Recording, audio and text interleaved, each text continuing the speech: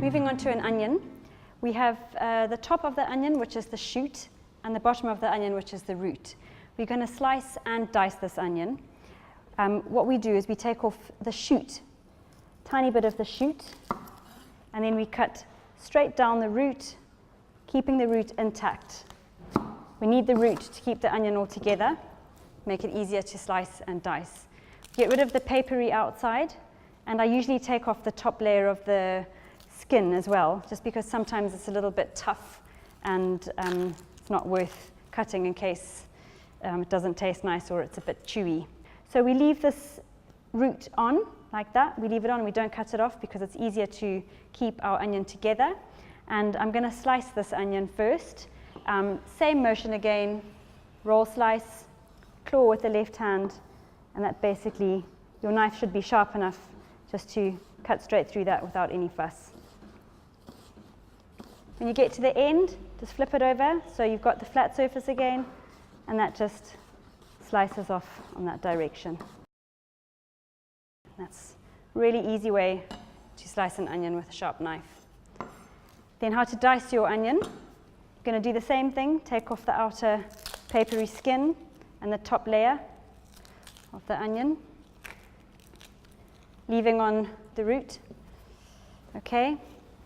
Then we're going to cut as close together as you can along the lines of the onion, just with the tip of your knife. Really close together. Going to leave a tiny bit of probably about 1 centimeter of onion there. That's going to keep all your onion together. Okay. And then we do 1 or 2 slices this way, depending on the size of the onion. This is a small onion, so I'm just going to cut it once that way, and then as close together as you can along the top, and that gives you really tiny, small dice of onion. You don't have to cross chop. You're not going to cry.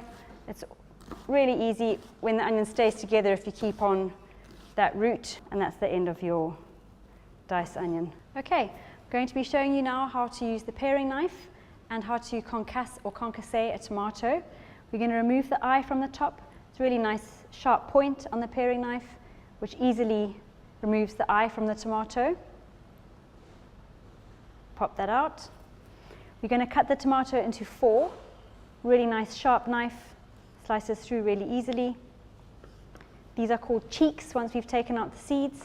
So we're going to take the seeds out and put them into the little bowl, and we can use them for a stock or a soup later, so not going to be wasted. And we're going to scrape out our seeds and any extra pulp that's in there. Okay, same again. Scrape out any extra seeds. Okay, then I'm going to square off the tomato. Just going to take the sides off there, make it into a square, so easier to cut into equal pieces, which is always important. Ends can always go into the stock. It's really important to have your knife sharp, just cut straight through. If there's any extra bits and it's a bit too fat in the middle there, we're just going to take a tiny bit off, like that. Okay, and then we're just going to cut it into equal strips, nice equal strips this way, and then turn it sideways and cut that into perfect squares. And that's called a dice or a concasse tomato. If your knife is sharp enough, you can turn the tomato over and cut from the other side if you find that easier. But your knife does have to be really sharp to do so. So we just slice through there, turn that around, and the same thing with that. Lastly, I'm going to be using the same chef's knife, the all-purpose chef knife, to remove the sinew from the pork. We're going to slice it into nice thin strips so that you could use this in a stir fry. How we normally take the sinew or membrane off is you put the point of your knife, which should be really sharp, as you should have sharpened your knife recently, just underneath the membrane, just to see how that goes. You're going to pull that down the side. And if you notice over here, it's nice and shiny that way, and going that way, it's grainy. So this way is the way we take it off, because it's the shiny meat that you can see going that way. Okay, So we do that again, just underneath the membrane. Try and go as far as you can. That just should slide across. Take that off there. A little bit this way. I think you can see more clearly now. That goes towards the grain. That goes away from the grain. It's a bit more grainy that way. Okay, so we've got our nice piece of meat, all with no fat on it.